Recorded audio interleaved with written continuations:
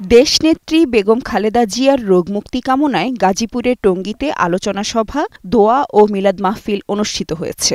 গতকাল বিকেলে গাজীপুর মহানগর চেরাগালী এলাকায় মহানগর বিএনপির সাবেক যুগ্ম আহ্বায়ক রাকিব উদ্দিন সরকার পাপ্পুর উদ্যোগে এ আলোচনা সভা ও দোয়া মাহফিল অনুষ্ঠিত হয়। আয়োজিত অনুষ্ঠানে প্রয়াত রাষ্ট্রপতি জিয়াউর রহমানের রুহের মাগফেরাত ও বেগম জিয়ার রোগমুক্তি কামনা করে বিশেষ দোয়া করা হয়। এ সময় উপস্থিত ছিলেন মহানগর বিএনপির যুবদলের আহ্বায়ক সাজিদুল ইসলাম, যুগ্ম আহ্বায়ক শোভন, গাছা থানা বিএনপির সাবেক সাধারণ সম্পাদক ফারুক খান, টঙ্গী পূর্ব থানা যুবদলের সদস্য সচিব নাজমুল হোসেন মণ্ডল সহ অন্যান্য নেতৃবৃন্দ।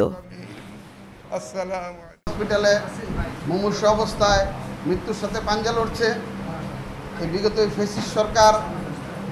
দেশনেত্রী বেগম খালেদা জিয়ার সারা দেশের জনপ্রিয়তাকে ঈর্ষান্বিত হয়ে এই সরকার দেশনেত্রীর চিকিৎসা এবং সমস্ত সুযোগ সুবিধা থেকে বঞ্চিত করে ওনাকে মৃত্যুর দিকে ঠেলে দিয়েছেন।